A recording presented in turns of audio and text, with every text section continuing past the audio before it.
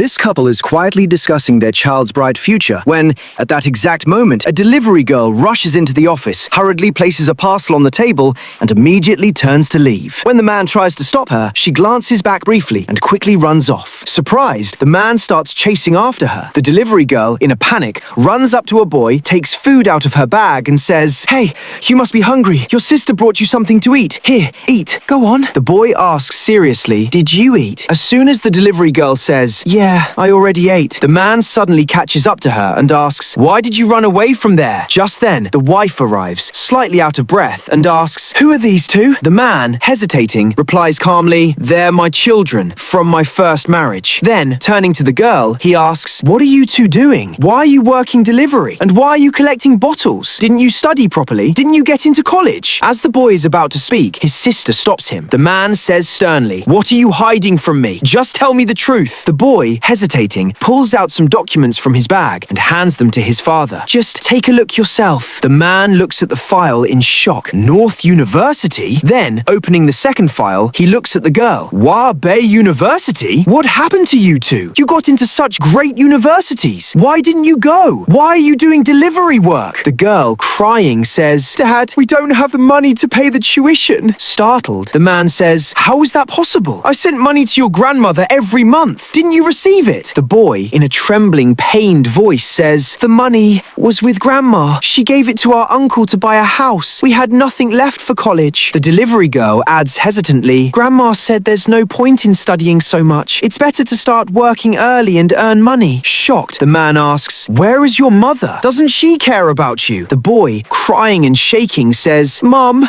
found someone else. She sold our house and left the country. Her phone is off. We can't reach her no matter how hard we try. We're completely alone. She really abandoned us. We have no money, no place to live, so we had no choice." The man, furious, says, "Your mother has gone too far." Then he turns to the girl. "You're the older sister. After all this happened, you didn't even think to call your father." The girl, hesitating, says, "I didn't have the courage to contact you." The man replies calmly, "I don't know what you were afraid of, but forget that now. Tell me, how much do you need for your studies?" The boy says nervously, "We need about 30 to 40,000 yuan in total." As the man turns to tell his wife about their admission to such great universities, she walks away without listening. Trying to stay composed, the man turns back to the children. "It's okay. I have some money. I'll give it to you. I only have 30,000 yuan right now. Take this first. If it's not enough, let me know." The wife stands at a distance, watching everything. As the man hands the money to his daughter, she asks in a painful voice, "Can we live with you?" The man gently explains, "Son, it's not easy for you to live with me right now. You've seen it. I have a new family now. Here's what we'll do. I'll rent a place for you tomorrow. You can stay there and I'll come visit you. And tell me, why don't you go stay with your grandmother? Didn't she just buy a new house? That house was bought with my money. They won't turn you away." The girl, crying, says, "Grandma said our uncle is getting married soon. We can't stay there." The man comforts them. "All right, I'll rent a place for you tomorrow. Come on, let me buy you some clothes." The boy steps back, stopping him, and says, "Dad, why do other kids always get to live with their parents? Why can't we? Why are my sister and I always alone? Didn't you want us? That's why you left us." The woman standing at a distance pulls out her phone, makes a call, and says, "I'm sending you the location. Bring 1 million in cash to me right away." After hanging up, she walks calmly toward the man and asks, "What's going on with the money?" The girl explains, "Auntie, we were just talking to Dad. Nothing else. We're leaving now." The woman stops them firmly. "Wait a minute. Before you go, hand me that money. Hurry up. Give it to me." As soon as she takes the money,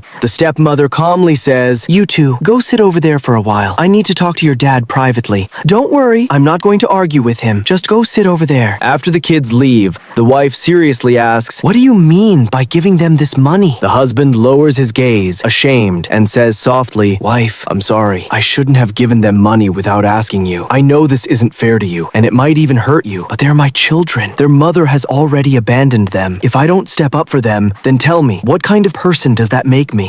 And don't worry, once they finish college, I won't take responsibility for them anymore. I won't give them money again." The wife replies, "Then what's the point of giving them money now? The real problem hasn't been solved." The husband says in a low, helpless voice, "I know, this won't solve everything, but at least I can make sure they can study and have food to eat." The wife gently gently but seriously explains, yes, money can buy education. Money can provide material things, but a child's true happiness, their smile, comes from their parents' love, care, and presence, something money can never replace. The husband looks at her, confused and helpless. Then what should I do? Besides giving money, what else can I do? Should I bring them here and let them live with us? Can you really accept that? The wife responds calmly, sometimes you overthink things and you underestimate me. Suddenly, a secretary rushes in. Chairman! Chairman! The woman asks, is it done? The secretary hands over a card and says, this is the card. I've deposited the 1 million you requested. The woman places the baby in her husband's arms, takes the card, and signals the secretary to leave. After he leaves, she says seriously, this is 1 million yuan. Consider it a small gift from me to the kids. And today, we'll bring them here. They'll live with us from now on. The husband, shocked, says, what are you saying? They're not your children, and you want to give them